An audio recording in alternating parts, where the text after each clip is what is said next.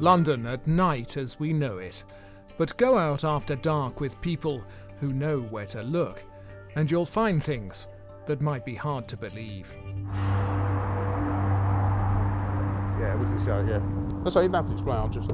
Under a flyover on one of London's biggest roads, the North Circular, a team of outreach workers from a charity have found something. Yeah, we can see some clothes hanging up on the fence. They've been washed, they're being dried. And as we keep moving our torches across, we come across 3 tents. They're shining torches across the River Lee, looking at a camp they're calling the Fortress. We believe there's about 10 people here. It may be more. Because the only way in is using a ladder from the middle of the flyover lanes. What they're doing is crossing the road and then climbing down to get to the ladder that they've built. That is the only access to the site, besides having a boat. We're following teams of workers from the charity Thames Reach. You would not like to fall down there. And what they want to do is offer the people living here some support. How many guys down here? How many? 1, 2, 3, 4, 5. Lots of people. Have the police come to see you here? No. There's no police? He's not seen them? No, okay.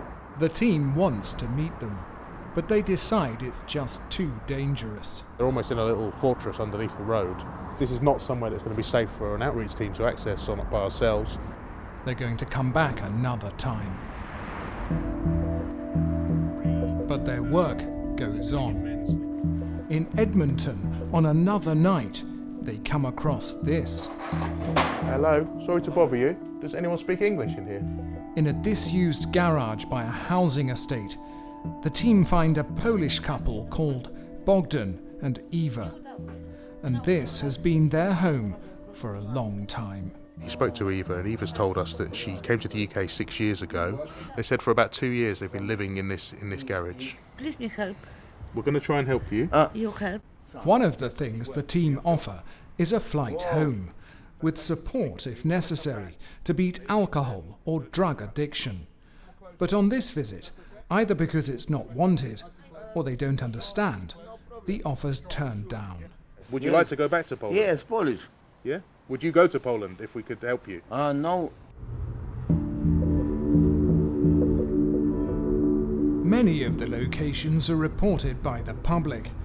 On a typical night across London, there's around 30 to check out. And in Tottenham, the team finds a man who does want to go back home. Tell me why you want to go back home. Because I don't wanna live like that. Thomas, who's 24, had a job in a bakery, but lost it. If your mum knew, what would your mum say if she knew you were sleeping here? Would she be sad or...? Yeah, very sad. And for 2 months he's been sleeping here, by the refuse chute at the top of a council block. You're from Lithuania, yeah? How long have you been in this country for? 4 years, maybe 4.5. Because what we do is we work with the embassies, and we can work with you to support you to go home. I come here because I want make money before. And how has it turned out? Now why I live here? Because I'm lost.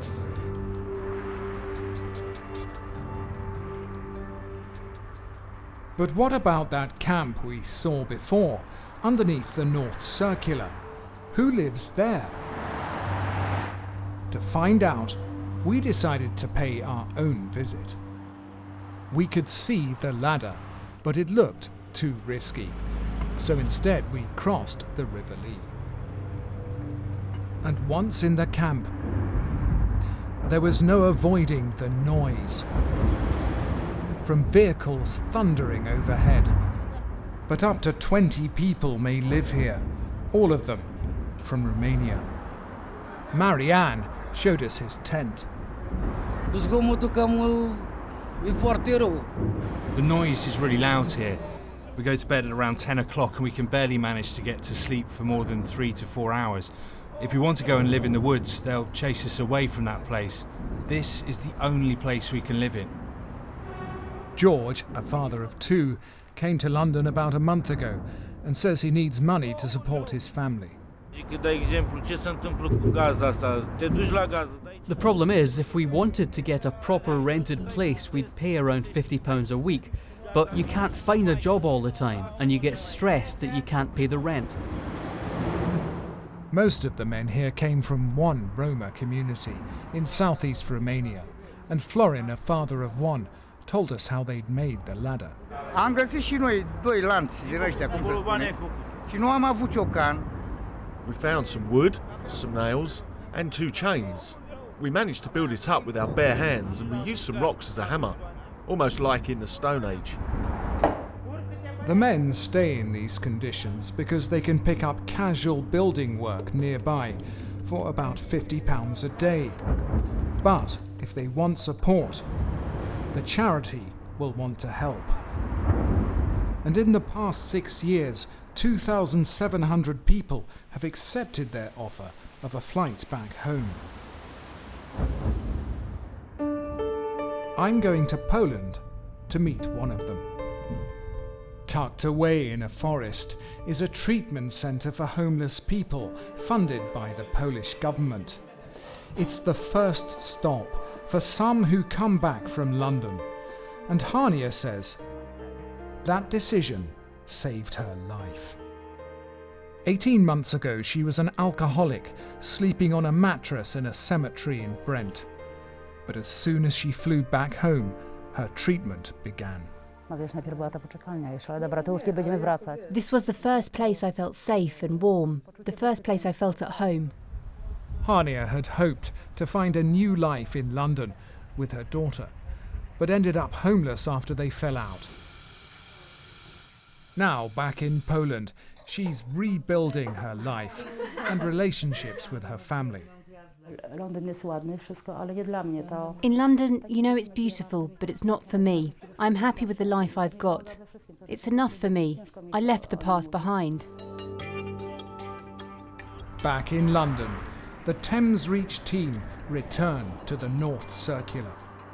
I don't want us to die, Ben. They want to offer support and that chance to fly back home if anyone's interested. It's like a tomb or something down here. But it's too dangerous for them to go down. I'm not too sure about climbing down there. They decide to wait for the men to get up and talk to them as they leave the camp. But this isn't easy. Hello, mate. Hello. You all right?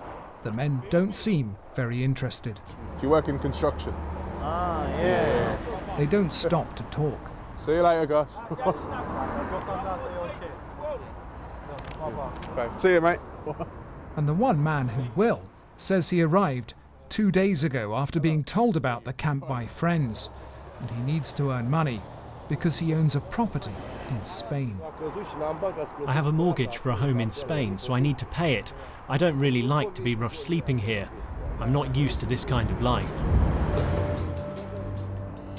But for some, this is now a lifestyle they're prepared to put up with.